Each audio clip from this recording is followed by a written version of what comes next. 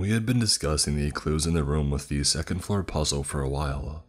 The clocks, the pillows with the shoe prints on them, the ladder, and the circular stairway itself.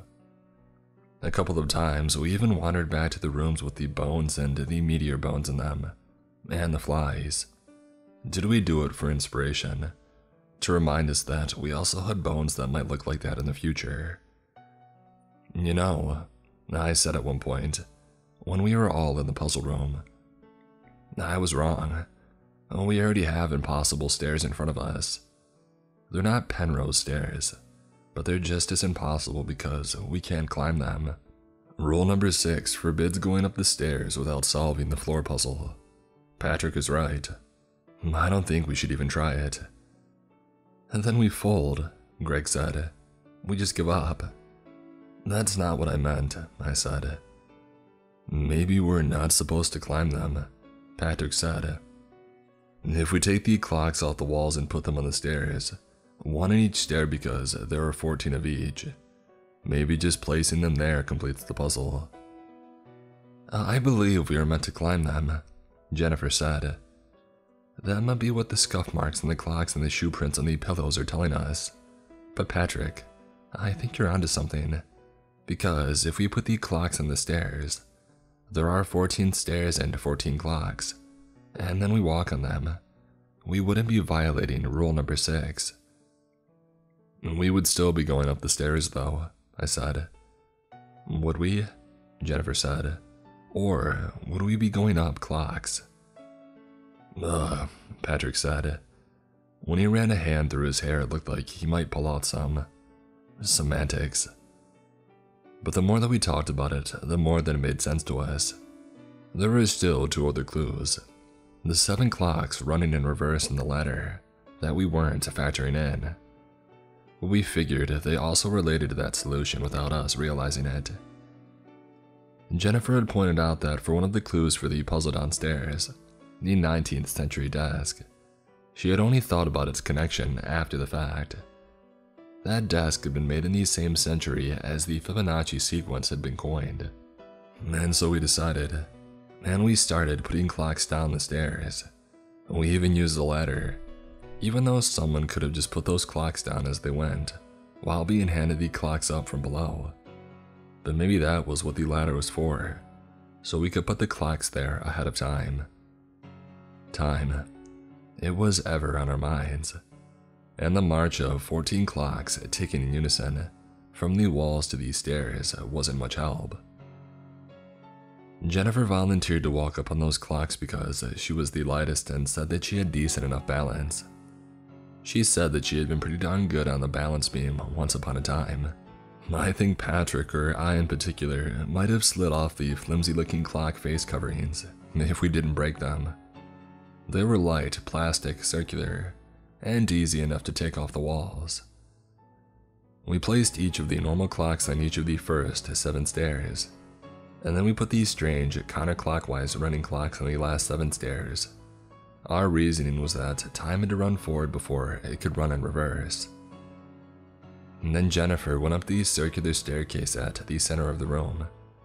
She did it by stepping on the clock on each stair. We held our breath. We reminded her not to touch the railing with her hand. I don't envy her. A few times she wobbled and nearly grazed the railing. At the last stair, she waited for a moment. I think we were all waiting for some sound or movement like when the first floor puzzle had been solved. And then she tried at the trapdoor. No dice. It wouldn't budge. We did hear something though. Footsteps run down the hallway. Strange and human. I would say hoof-like, but that might be a little misleading. I remember them from downstairs even though I hadn't been paying much attention to what they had sounded like while approaching. There was the staccato, almost dance-like rhythm, and there was more than one set. Their movement competed with the ticking of the clocks. The entities. They were approaching from the end of the hallway. We had failed the puzzle. Jennifer's expression when she looked down from the top stair, her hand still on the trapdoor latch, reminded me of the expression of that person in Edvard Munch's The Scream. I'm not much for paintings myself. That might be Greg's domain, I suppose, but I knew that one well enough. And I knew I felt the way Jennifer looked with her eyes wide and her mouth hanging. We have to escape them, I said. We just broke rule number 5, Greg said. It states that you must solve the floor puzzle. If you fail, the entities will come for you. Yeah, but, Patrick said, I broke rule number 3 and we're still here. Right, Jennifer said. We're still here. Jennifer, Patrick said. I saw his face light up, a candle in the darkness of my dread. But the entities were approaching. Seemed like they were already passing the first room, slow but inevitable. The strange dance rhythm was like a predator toying with its food. Patrick grabbed the compact extension ladder and set it up once more against the curving side of the stairway. Jennifer, he said, can you walk back down on the clocks and then get ready to go back up again? Can you do it again? Sure, but I'll explain later. No time, trust me. For myself, as I watched, feeling rather powerless, I was already worrying about a repeat of the fish door incident. Patrick had seemed so certain about which door the trap was behind. A leap of faith, Greg said. You'll either make a believer or a bleeder out of me, Pat. From the ladder, Patrick got up on the last stair at the top, nearest the trapdoor. He waited for Jennifer to move back to the bottom of the stairway. Okay, Patrick said. Let's use the ticking of the clocks as our beat. We'll step at the same time for each second-hand tick. Each second together. I'll go down at exactly the same time as you go up. Then you try the trapdoor. Patrick, I said. I had realized something. You're not standing on a clock. I know, he said. I don't need to. The rules don't say anything about going downstairs before you solve the floor puzzle. They got ready. We all counted to 3 aloud, as we had before entering this house. Tick. Patrick stepped down while Jennifer stepped up on a clock. Tick. Jennifer stepped up on a clock, wobbling, while Patrick stepped down on the next stair. Down and up at the same time, like the shoe prints on the pillowcases facing in opposite directions, like 2 sets of clocks moving in opposite directions. I had been looking back and forth between them and the doorway, and I saw a strange hand, big and wide and with more than 5 fingers, reach around the opening. Unlike the living room downstairs, this was a pretty small chamber. If they got in here with us, it might be over before it began. When Patrick had gotten to the bottom of the stairway, and Jennifer was at the very top, she tried the trapdoor again. It took me a moment to realize that the trapdoor had opened. When I glanced back to the doorway, that hand I had seen was gone, and gone too were these sounds of their approach. Air rushed out of my lungs. The thing about those impossible stairs from art, Patrick said, what makes them a paradox is because they ascend and descend at the same time. They appear to be going down, but then you realize that they've actually been going up. Impossible. They're doing both, Jennifer said. Like time moving forward and backwards at once. Like the clocks, Greg said.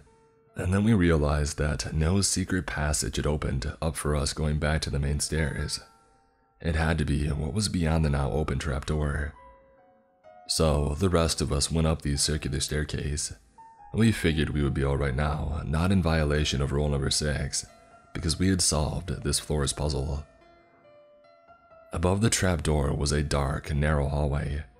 We went down that hallway. A couple of times, one of us mentioned something moving in there with us, but it could have been our imaginations. We located another trapdoor down that passageway by noticing an outline of a thin square of light. When we opened it up, we found ourselves above the second floor vestibule, near the main stairs where we had begun. We jumped down, and we got ready for the 3rd floor. Up we went. This time, I did my best to not think about Walt the Stairman while on the stairs. I certainly didn't speak of him. I didn't want a repeat of the earlier incident when I had gotten a nasty glimpse of that particular entity. In the third floor antechamber, there were paintings of gears and other mechanical things. Their frames and glass coverings were an off-red hue, as if they had been dipped in red and then set out to dry. There was a bench you didn't want to sit on because of thin nails sticking out. Beside the bench was a flower pot. Instead of flowers, a fake arm and leg, the kind amputees might wear, jutted above the rim. This time, there was just one door, and even though that door wasn't set with a trap, I dreaded that room more than I had dreaded any other room we had encountered yet. This was the room I might have had the biggest influence on. We opened the door and went inside. Dim osher lights displayed a room full of fish tanks, small to very large. Though the water in each tank was murky, they were lit up so well that we got a good view of their contents. There weren't any fish inside of them. Instead, there were metal beams and bracing, gears, rubber belts, cords, and metal parts so twisted that their original purposes were unclear.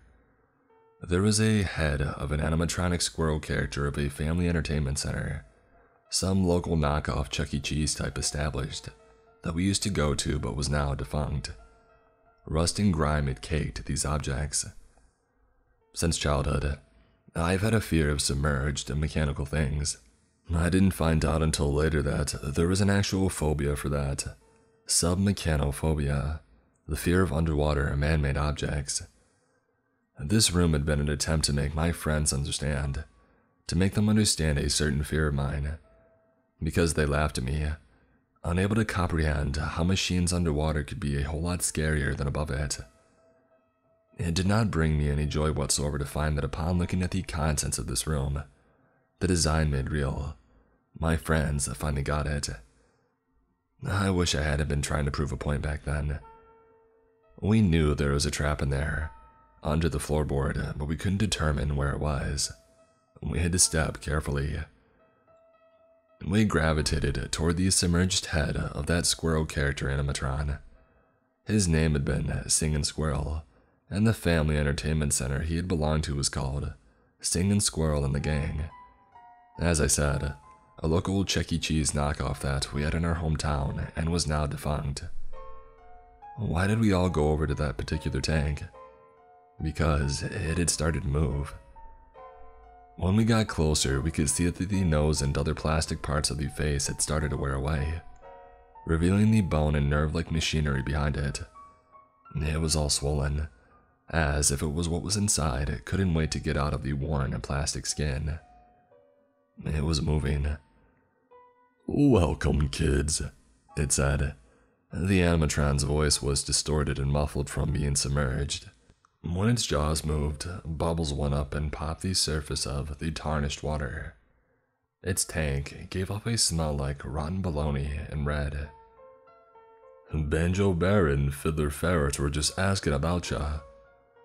"Holy," Patrick was saying as he stepped up beside me. The flooring beneath Patrick broke. I grabbed him and pushed. Where the wood had been weak, something we had not been able to detect, there was another open tank just below it, and it too was lit up, so that we could see the metal contraption down there. It was an open bear trap.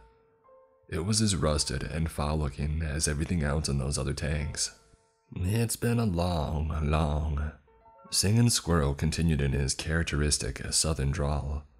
"Long time since we've seen ya." He segued from that to a song, but then he got caught on the word long, repeating it over and over until it slowed down and got very deep, like that old record player downstairs, and started to sound demonic before it faded. Singin' Squirrel's mouth remained open. Speaking of the record player on the second floor in this incident, and how they had been slowed and got demonic sounding, those were details that we had left out as kids, and we were beginning to find that for the things we left a little vague in Greg's sketchbooks, the house would fill in the details for us, and we were not fans of the choices it was making, at least not when we had to encounter them in person. Patrick thanked me for pushing him out of the way of the tank-submerged bear trap beneath the flooring, and they comforted me, and I thanked myself, about my fears of underwater machinery. The next room was the laboratory. In our designs, we had decked it out with all kinds of vials and canisters of liquids, steaming vats, hoses that pumped things here and there, forceps, spatulas, and other utensils, and ancient-looking machines that sparked electrical current and spit fire. What we saw in there, it seemed to be a pretty faithful representation of what we had put in Greg's sketchbook all those years ago. Except, here's one reason why I just mentioned how when we left out details, the house took certain liberties to try to fill in those details. We had put a Frankenstein's monster in that room, strapped him down to a gurney, but we had only drawn in a vague shape and written the words, like Frankenstein's monster. When we got closer to that thing on the gurney, and we had to because we had put it in front of the door at the end of the room, we could see all the details that the house had filled in for us. Its face and body were scorched and red, riddled with indentations and evidence of parts being fused on. But the kicker, it had pieces of each of us. 5 patches of face for the 5 of us, including Sally. 5 different assortments completed the patchwork of its body, but its face and body were made of the adult us. Sally's long blonde hair in the right part of its head, and the right green eye of the thing gave us patches, glimpses, of what Sally might look like if she were still around today. It had seemed to be unliving, but when we began to pass over the patchwork creature, it came alive. It groaned. Its right hand snatched Patrick's wrist at about the same time. He had gotten too close. It was still strapped down to the gurney, but it took a lot for the 4 of us to get Patrick free. The strength of that thing, of only its right hand, was unreal. The right side of its crooked mouth frothed and drooled. Tears wet its eyes. It was all of us. It was none of us. When we left that room, I felt, and I think the others probably felt it too, that we left pieces of ourselves behind. Next was a dimly lit hallway, looping us back around in the direction of the stairs. A light was focused beyond, where we knew there was a pit that we had to cross. But Patrick stopped and slumped down against the wall. He sat there with his arms over his knees and his head bent low. I went over to him. "I don't think I can do this, man," Patrick said. "I think this is where I turn back." "You got us in here, buddy," I said to him. "We owe you enough for that. But we might need you for the long haul. Think about Sally." "Sally isn't the treasure," he snapped. By this time, Jennifer and Greg were next to us. "Sally's gone," Patrick said. "She's been gone for a long time and she's not coming back. And as for the treasure, we all know it's going to be some monkey paws garbage that we're going to regret getting, if we even have a shot at getting it. I'm sorry. I'm out." "We have to try," Jennifer said. "If it's us against this house, we need everybody that we can get. Bonus points if they happen to be the childhood best friends who helped design it." "Hey, that's right," Greg said. He looked like he was on the verge of having a bigger breakdown than Patrick was having. He grinned through it though, I think for Patrick's sake. "Besides, Pat, we still got some questions about the property. It wouldn't look good to your real estate pals if you left us here without answering them." "Well," Patrick said. He stood up and roused himself with an ironic chuckle. "Guess the only way to answer those questions is to continue." "That's the spirit," I said, patting him on the back. "I knew you took your job more seriously than I do." "Let's go," Jennifer said. "You silly deranged kids." Another pit was before us, but we could actually see the bottom of this one, unlike the one in the second floor library. I wasn't sure if that was a good thing. At the bottom were long spikes of bamboo filled with chicken poop. How did we know what they were filled with? Well, because that's what we had written in our sketchbook designs. Filled with chicken poo. You would have had to jump 40 feet to cross that pit. but there were ropes that you could swing across with. There were a bunch. They were taut though and fixed to these stakes in the ground. You had to trigger those traps to get across to the ropes. Like snare traps. Like the ones in the movies that catch their victims or prey in a leg noose and pull them up into the air, leaving them dangling by their feet. We had to knock over one of those stakes without getting caught in the loop of rope surrounding it. But the closer that we got, the more we realized why we had put so many leg snares into our designs. To make it more dangerous. To make it harder. By trying to knock over one, you might inadvertently knock over another stake and get caught in his trap. That's what happened to me. It was no fault of mine or my friends. Before then, we had to have been able to use all of us to our advantage, as when we got across the library. Now, because the hallway was relatively narrow and there were so many stakes, there just wasn't enough room. We got bunched up and someone accidentally elbowed me. Out of instinct, I moved away. And that's when the back of my shoe struck a wooden stake. The leg snare trap was triggered, and the rope tightened and brutally swung me up and over. Already I felt sick. The dim room spinning around me like I was on a poorly designed fair ride, my stomach not knowing whether to drop or to rise. My right ankle felt like it was being torn off. But even once I was upside down, dangling, everything rushing to my head. That wasn't the end of it. Something clicked above me and began to swing me back and forth over the pit. It recalled the mannequins on the previous floor, and how one had a book open on two devices. Here was one of those devices, a leg snare that not only held you upside down, but also swung you back and forth. Something fell out of my jeans pocket. My pocket knife. The one that I carry around all the time because I'm in construction and live in the South and you never know when you'll need it.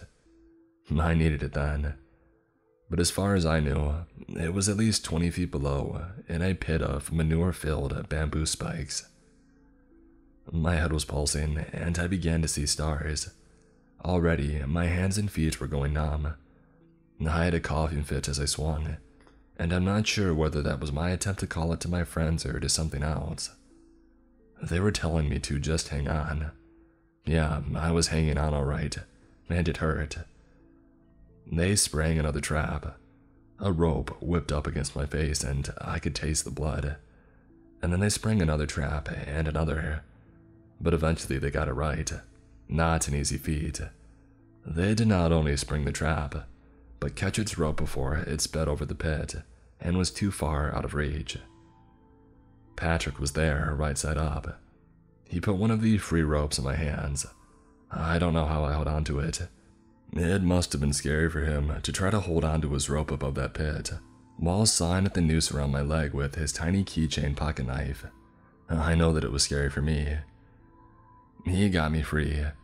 I had a moment of extreme panic as I started to drop towards the bamboo spikes, but Patrick was able to help me, along with the other rope that he had put in my hands to get back upright.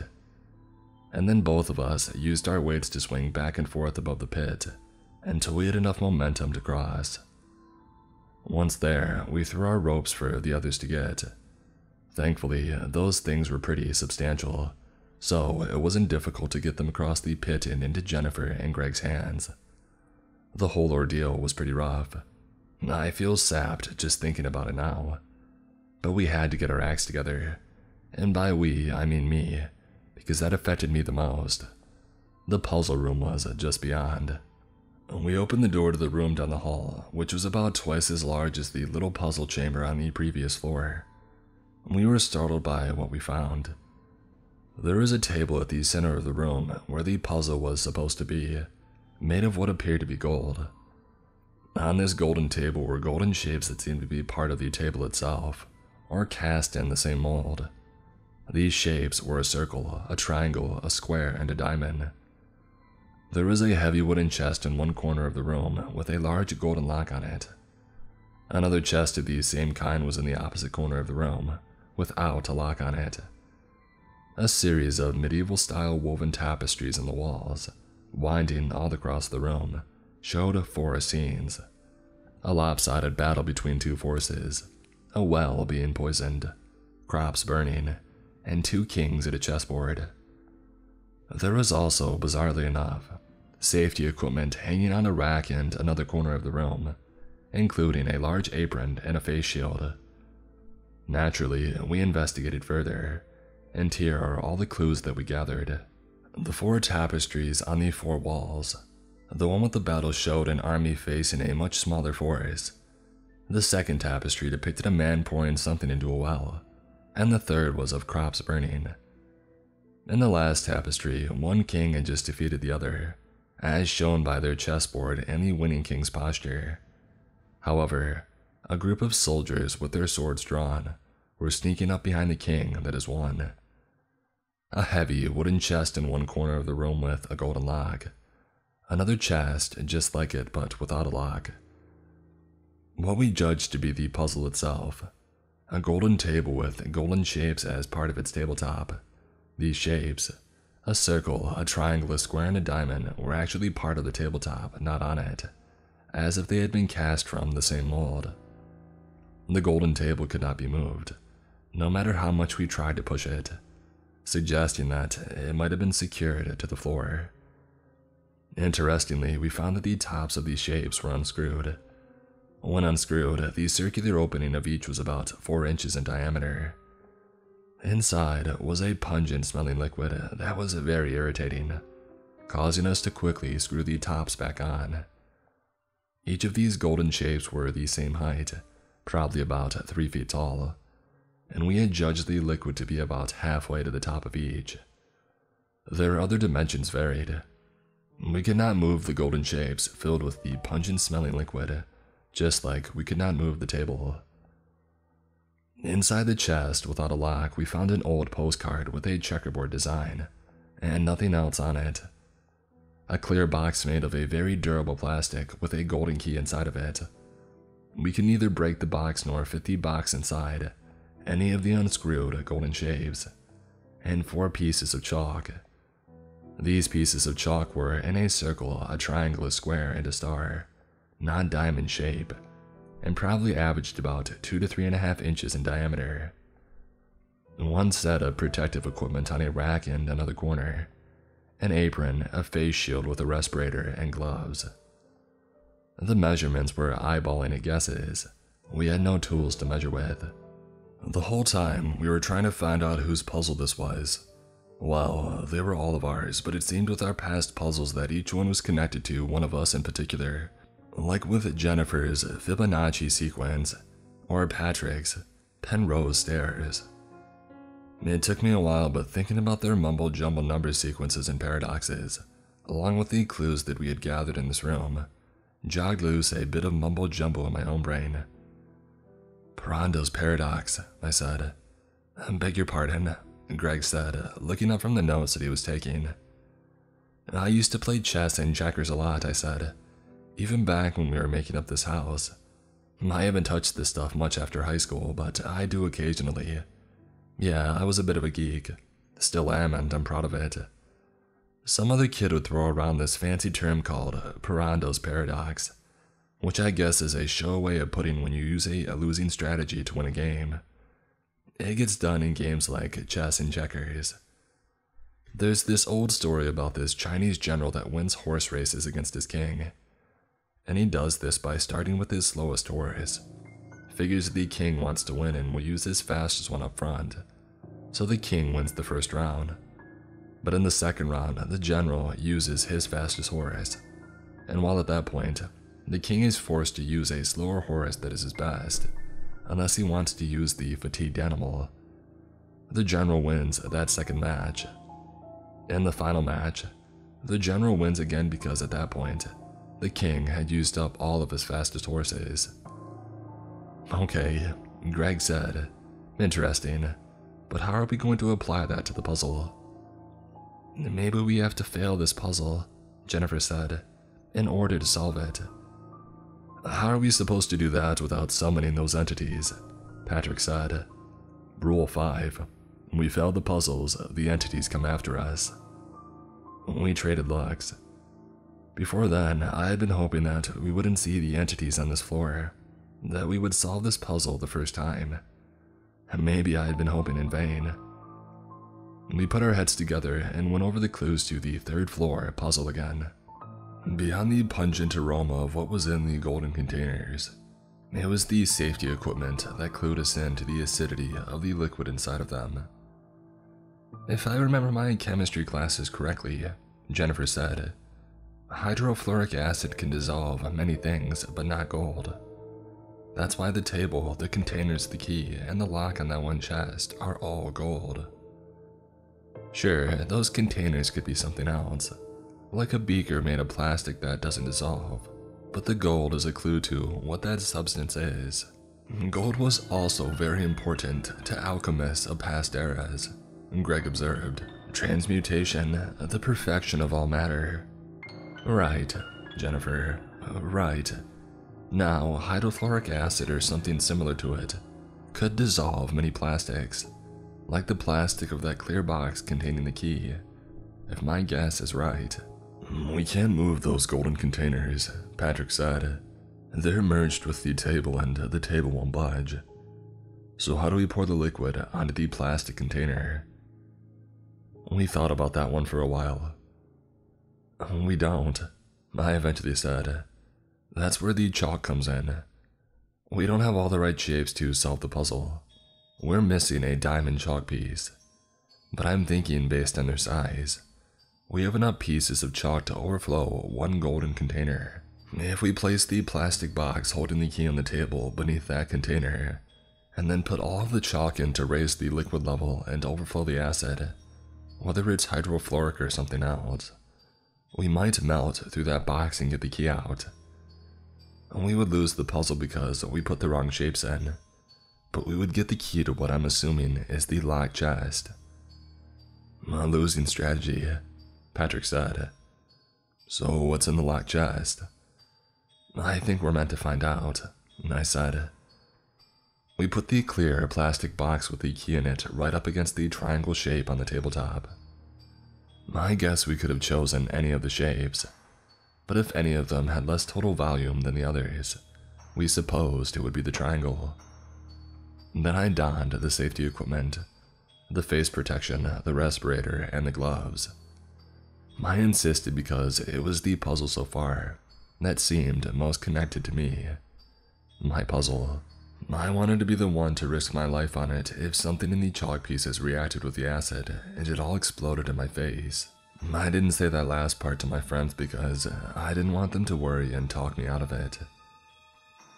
I almost went back to that laboratory to get some forceps and a spatula or something to help me put the chalk in without any of the acid splashing up on me. But I really didn't want to see that Frankenstein thing again. It had parts of each of us, and there was something about it. What if, with the strength that we had already gotten a taste of, it had broken free of its straps after we had left the room? I put that thought down, put my mind to the puzzle in front of me. I told the others to get back, against the walls, and to get ready. Not just for the chemical reaction, but for the entities. I would have asked them to leave the room, but if and when the entities came, I didn't want them to be out in the hall. Carefully so, as to avoid splashing, I nudged each piece where I put it on the rim of the open triangle container, letting it slide down while I backed away a little. The substance bubbled and frothed. I did it as quickly as I could while being careful, so that we might take advantage of the bubbling to get the substance overflowing. Sure enough, after all the chalk shapes had been placed in, the liquid inside the golden container overflowed. I stepped back and watched with the others as it melted through the clear container that the golden key was in. At the same time, something clicked in a stuttering way, like a machine failing to get started. And then we heard the entities approaching, in the hallway outside the room. 1, a delay for that jerk to the side. 2, 3. They didn't walk in unison, but you could pick out a few of their footsteps or their hoof steps or whatever their lower extremities ended in. We had failed a puzzle and broken a rule, but intentionally this time. "The key," Patrick said. "Unlock the other chest." All of us started walking towards the table at once. I was surprised that we all remembered the rule about not running. Rule number 4. That rule also stated that the entities could run if we ran. "Let me handle it," I said. "I've still got my gloves on." I knocked the golden key from the table to the floor in the hopes of getting most or all of the residual acid off of it. I had heard stories about people getting poisoned or burned through their gloves. That's why you usually wanted to use a tool like forceps or a spatula to handle such things. "Here we go," I said, picking the key up off the floor. I walked as quickly as I could over to the locked chest in the corner of the room, unlocked its golden lock with the golden key, and dropped the key. My friends were looking over my shoulder by the time that I was opening the chest. Inside were more chalk shapes, another circle, another triangle, another square, and a diamond, which we had been missing before. We had everything that we needed to try again. But the entities were getting close. While my friends huddled together in the corner of the room furthest from the entryway, I opened all of the other containers on the table and tried all of them. Circle for circle, triangle for triangle, square for square, and diamond for diamond. As I was doing the diamond, Jennifer and Patrick got to yelling. One of the entities was now in the room with us. I did not turn to look, but I was so quick about the diamond shape that some of the liquid had splashed up onto my gloved hand. It seared me through the glove. I didn't know if it was due to the acid or some kind of reaction. I cried out in pain and I yanked the glove off. The back of my hand was red, but it wasn't too bad looking. However, I knew that chemical burns could have long-term repercussions. And despite being absorbed in my own pain, I just had to look over my shoulder. No entities. Couldn't hear them coming anymore either. My friends were on me, inspecting my hand.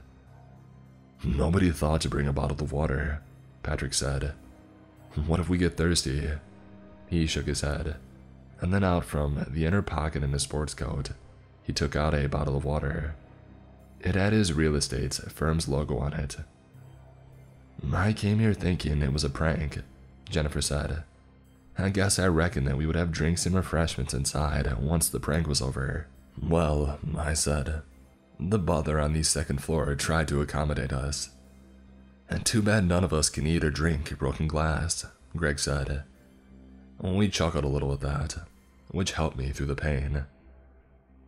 Patrick poured some water from his water bottle over my hand, and that helped some more. It still burned like crazy though.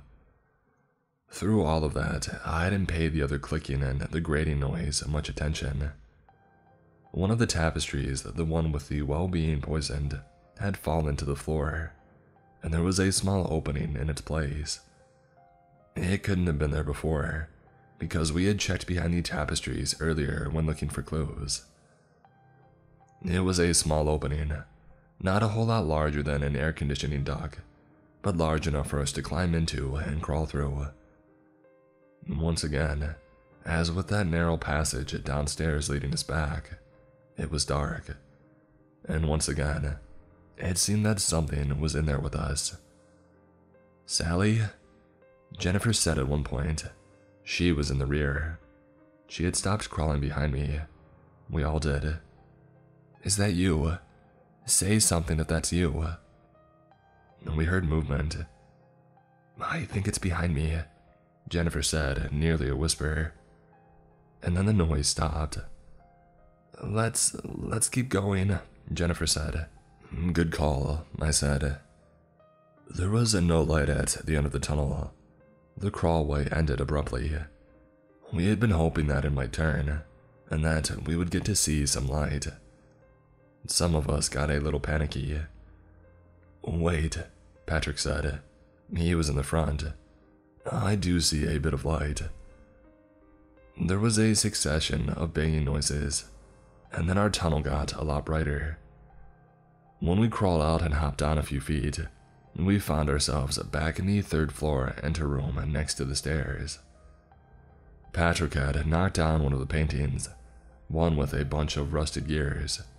It had been covering the opening. We had solved the third floor puzzle. We had needed to lose first in order to win, but we had passed it. According to the rules, we were free to move up the stairs to the next floor. 2 more floors and then the attic, and the treasure. For now, the 4th floor awaited us.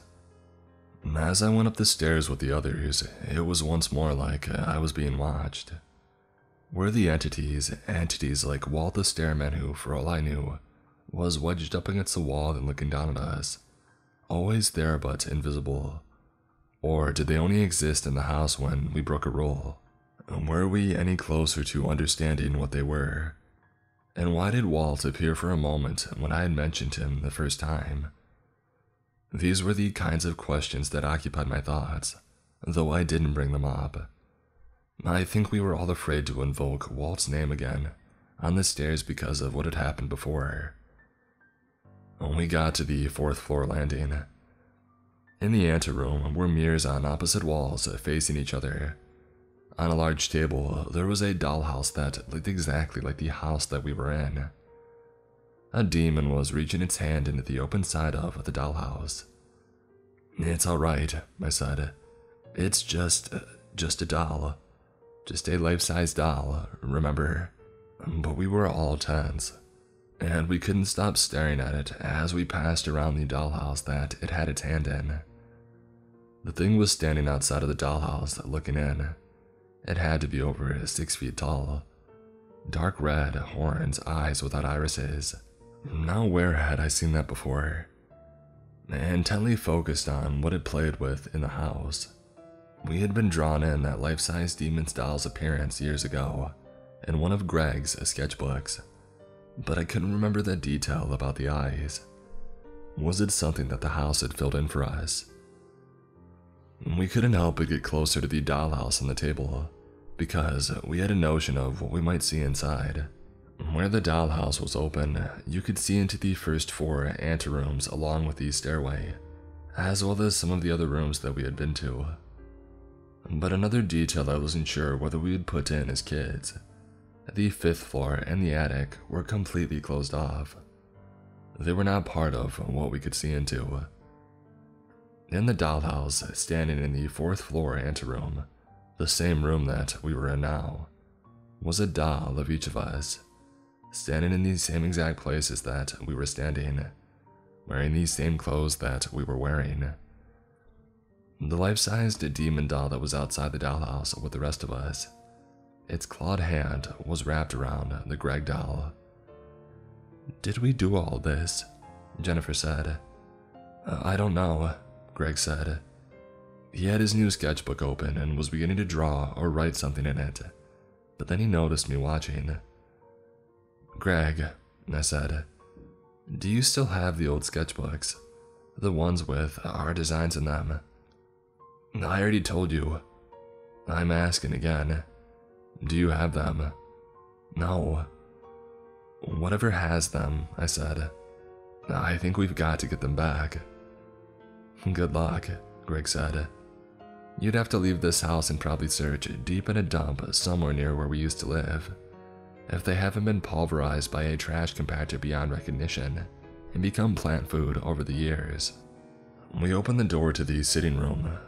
Being the last person out of the anteroom, I glanced back again at the little dollhouse replica of this house and the life-sized demon doll standing outside of it. It was still reaching in, but now I was sure that its eye, the right eye that I could see, had moved. Its eye was focused on us. "Hurry," I said, pushing the person in front of me. I closed the door as quickly as I could and told the others what I had seen. I remember wishing that we had put a lock on that door when we were kids. We talked about how, as we got towards the top, more of the things we had put into the house were going to try to get us to run, to break rule number 4. That was how we had designed it to be, and that was probably what the house was going to try to do when it filled in the gaps, like the movement of that demon's eye. but we didn't have much of a respite to sit around and chat. Already, our hands were full with the 4th floor sitting room. We had called it a sitting room years ago, but I suppose it might be called a lounge or a waiting room today. A place for guests where they waited for entry to a ballroom beyond. There were more mannequins in the sitting room, dressed in formal party attire. They sat on upholstered benches, chairs and couches gathered at the center of the room and against the walls. They held glass receptacles of various murky-colored fluids. It was unclear whether these were for alchemy or for drinking. The container shapes as well as the liquids were ambiguous. There were nasty oddities enough in that room, including stuffed animals mounted on the wall. One of those animals was a human head. I wasn't sure if it was intended to be real. Recalling these sketchbook designs, we had merely drawn a human head in there, and Greg's idea and probably his drawing too. In one corner was a tall curio cabinet, all glass doors with wooden support. Within that curio cabinet were many jars of preserved things, from the relatively mundane, like pickled pig's feet, to the kinds of stuff that got under your skin and stayed there, like an elephant baby. I kept thinking about its pale, gelatinous proto-trunk wrapped around its partially developed body. I wandered closer to the curio cabinet and its jars of preserved things, because I thought that I saw a heart in there, maybe human. But Jennifer stopped me. "You got a trap over there," she said, pointing to an inconspicuous closet door next to the cabinet. That closet door had started to open. It seemed that I had already triggered the pressure plate beneath the floor. By the time the door was opening, however, I was already well away. Another mannequin servant came out, like the butler from downstairs. It too came out in a hurry with all the force of a very large spring. Its forearm was draped with coats, scarves, and purses that dangled back and forth when it stopped. "Might I take that from you?" It said in a recorded voice, similar to the mannequin butlers downstairs. Sticking out from beneath the items it was carrying were the sharpened ends of coat hangers, unbent and facing outward like spear tips. Seemed that it was wanting to take my life from me. "Now, where were you when we entered the house?" Patrick said to the mannequin. He started to take off his coat. "Just kidding, I think I'll hold on to this." It was a good thing, though, that we had triggered that trap, because the door into the ballroom was actually locked. Unlike with the puzzles, which didn't have much prior knowledge of because we had not directly created them as kids, we knew the solution already. We knew the key to be in a purse or a coat pocket, and one of the things draped over the mannequin servant's arm. We found it easily enough. As we were heading over to the ballroom door with the key, however, we heard a song coming from the ballroom from behind the door. "I know you. I walked with you once upon a dream." It didn't take us long to recognize. It was the Sleeping Beauty song from the 1959 film. Rather than coming from an old record player like that other song downstairs, however, this one seemed to be coming from a person in the next room who was singing. We thought that it sounded like Sally. This was not something we had planned into the designs at all. After saying as much out loud, we quickly unlocked the door and burst into the ballroom. But the singing stopped as soon as the door had opened. There was no one. No one yet anyway. The ballroom was pretty empty except for some rows of wooden chairs next to the stage. We sat in 4 of them close together and we waited. We waited for the heavy, reddish-brown curtains like the color of old red, to open. After a minute of us sitting in silence, broken only by our heavy breathing and my heart thumping in my chest, the lights in the ballroom dimmed, and the curtains swooshed open. Lit up on the stage was a ventriloquist dummy and a man. Rather, a ventriloquist dummy and the corpse of a man. The corpse sagged in its chair. Its tuxedo was barely recognizable. Rotting goop pooled at its feet. As soon as the curtains had opened, The smell had hit us like a dump truck carrying bodies. But the dummy on the corpse's hand was upright, facing us. It began to talk. My, what a lovely audience we have here. Are you ladies and gentlemen ready to see some magic? The dummy assaulted us with a series of bad jokes, many of them having to do with his dead and decaying partner. It proceeded to do some equally bad card tricks, at one point flinging the cards down directly at us. Oh, tough crowd, it said, but not to worry, ladies and gentlemen. My final trick is going to put you on pins and needles, and leave you there. Well, one for you. I'll need a volunteer from the audience. Please note that it is necessary for someone to volunteer. Otherwise, things could get very awkward. Very awkward indeed. At that point, the dummy talked in a different voice, like its mouth was partly closed, as if it was giving a voice to the dead man that propped it up.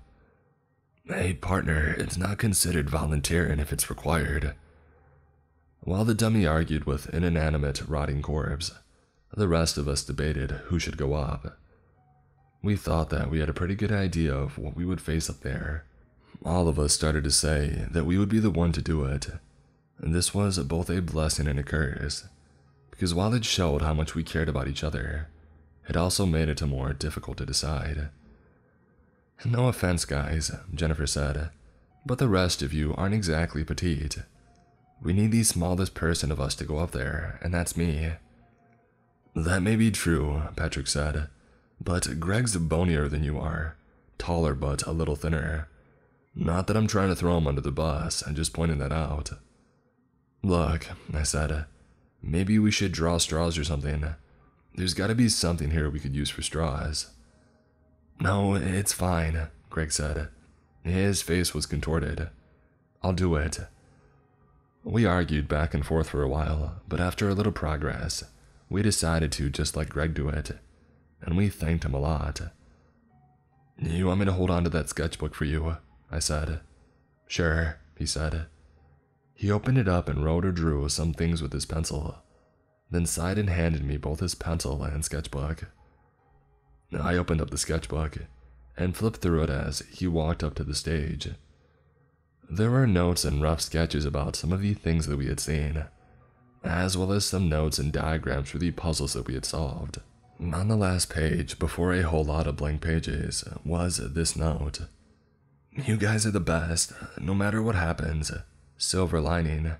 We got the chance to do this, together. If something does happen to me, tell my wife and kid.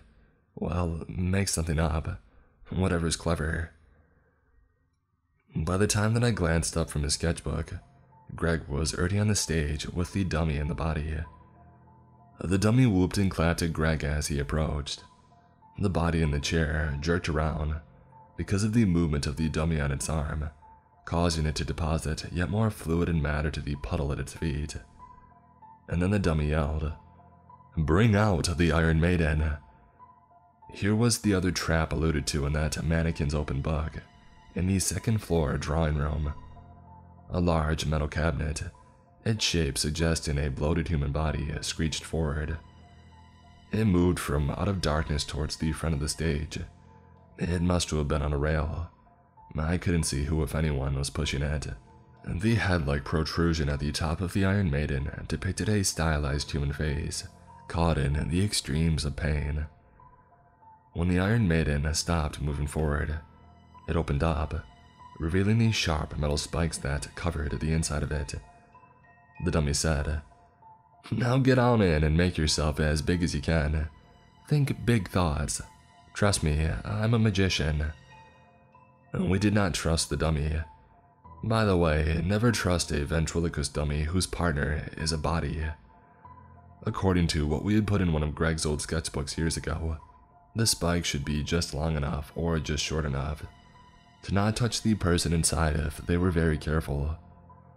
If, however, any pressure whatsoever were applied to those spikes, the spikes would fully extend and pierce the body within. Greg waved to us from the stage. We told him to be careful.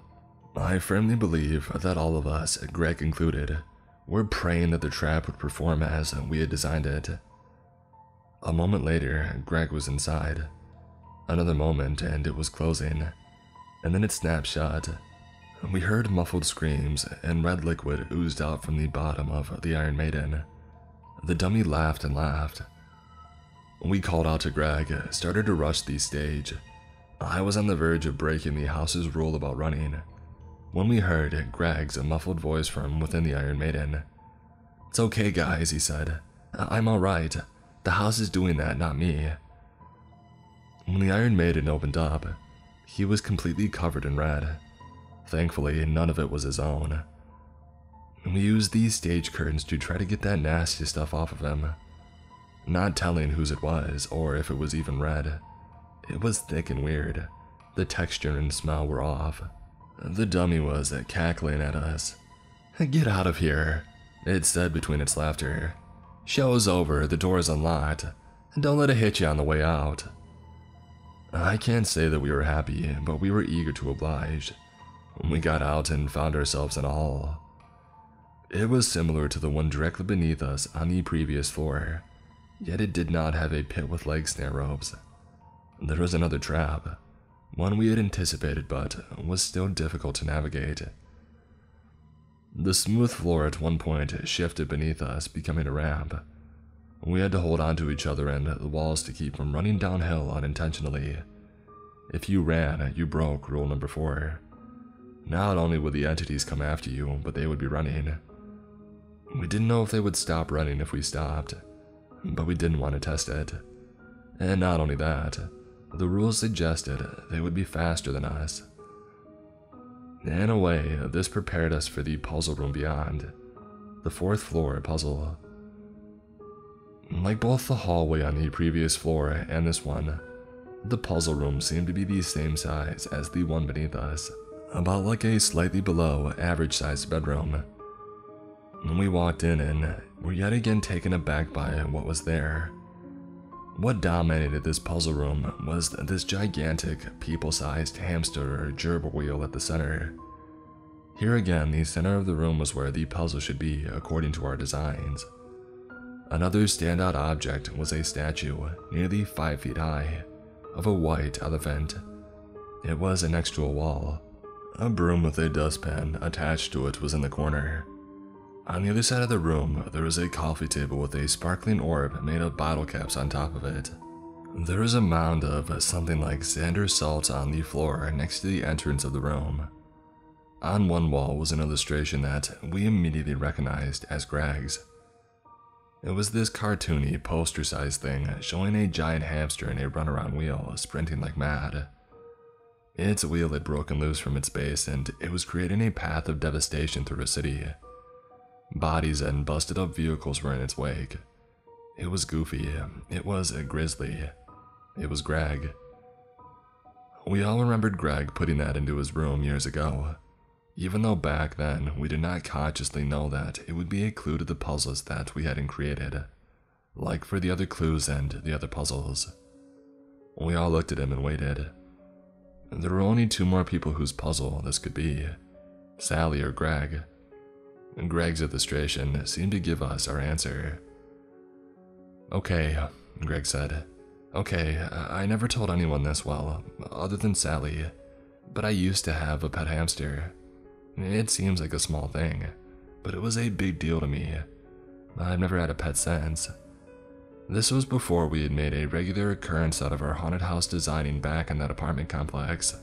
I had this pet hamster, right? A very good pet hamster. About as well behaved as a hamster could be. Played well and never bit me once.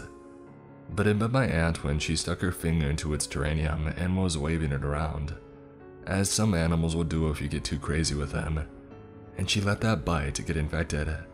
Well, he licked his lips, and he stared down at his shoes. At some point, she had to go to the hospital for her infection, caused by such a simple thing. Just a harmless little hamster bite that she clearly hadn't taken care of like she should. She got better from that infection, but that wasn't the end of it. She kept complaining about what she had suffered and about her hospital bill, and about how that hamster was a threat to other people. One thing led to another until one day she went into my room in our apartment while I was at school, when she was supposed to be visiting my mother or something, and she got rid of the little guy, to put it lightly. "That's terrible," Jennifer said. "Well, yeah," Greg said, "but it taught me something important. Important lessons, you know.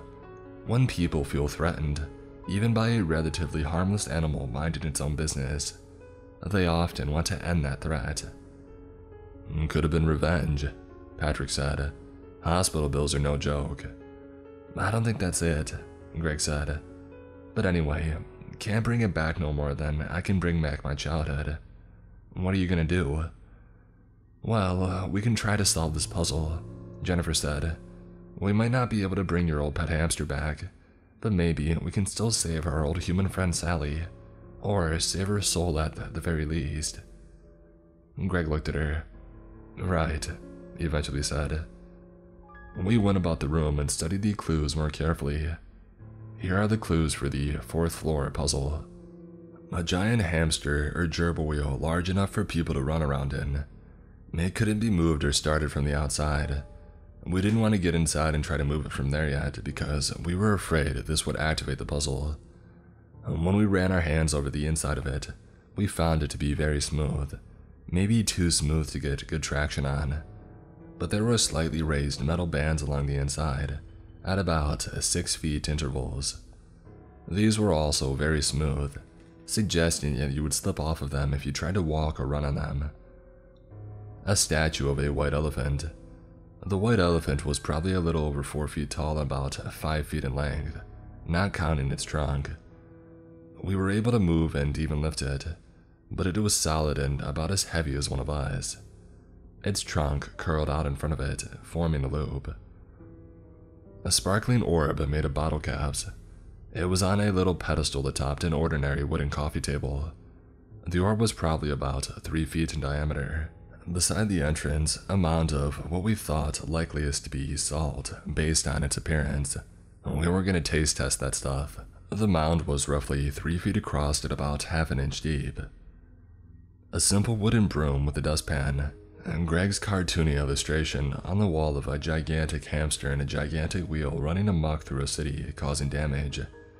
Broken things and bodies lay in its wake.